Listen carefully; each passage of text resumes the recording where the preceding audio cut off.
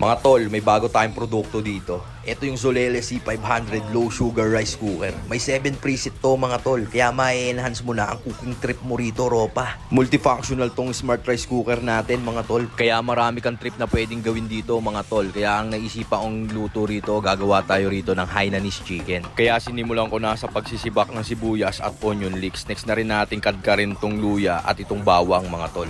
Buhos lang tayo ng sangkalan, sibakin na natin tong manok. Saan natin punitin ng ganyan partas, tsaka uli sinibak sa gitna ng ganyan. Tapos kinuha lang natin yung mga taba-taba kasi panggigisa natin yan mamaya. Tapos salang na natin dito sa ating smart rice cooker. Set natin sa hot pot mga tol. Sinit ko siya sa pinakamataas na temperature niya. Tapos antimano, lagyan na natin ng tubig yan. Tapos hulog na natin tong onion leeks, luya, bawang at sibuyas. Rekta timpla na rin ng chicken powder, asin at patis. Saan natin lagay itong dalawang chicken legs natin. Saan natin takpan, naka-double lock nga rin pala yan tol para safety ka sa pagluluto. Tapos nung kumulo, kunin natin tong mga lumulutang na unnecessary shit sa ating Hainanese chicken. Bali, pinakuluan ko ng 40 minutes yan tol para lutong-luto talaga siya. Tapos kunin na natin rekta dito sa ating hot water para matigil yung cooking process niya mga tol. Tapos buhusan lang natin yan ng sesame oil. Salang uli natin to ngayon. Set natin sa hot pot. Lagay natin tong chicken pots. Tapos lagay na rin tayo ng chicken oil para lalo siyang bumisa. Tapos kunin na natin tong residue ng chicken pots natin. Tapos saka natin lagay itong mga aromatics natin mga tol. Tapos gisa-gisahin lang natin ng ganyan. Saka natin lagay itong steaming basket. Tapos lagay na natin itong rice na nahugasan ko kanina. Saka ko linagay itong pinagpakuluan ng Hainanese chicken natin mga tol. Kaya malasang-malasa yung kanin natin. Tapos yan, sinit ko ng 30 minutes sa low sugar rice. Kaya napaka-quality nitong Hainanese rice ko par.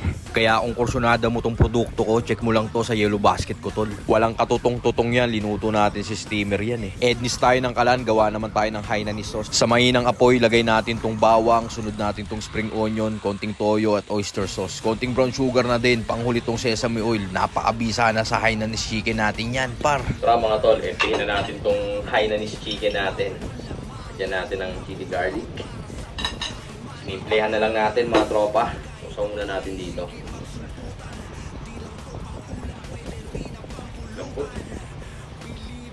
Hainanese rice.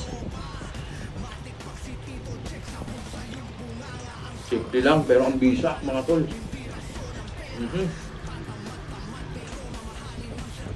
Ang lambot ng kanin.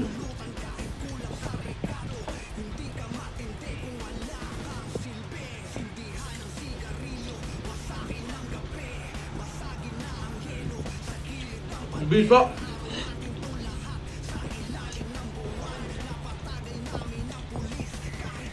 Ang lambot ng kanin tol. Ang sarap ng saing dito. Dito na ako magsasaing araw-araw.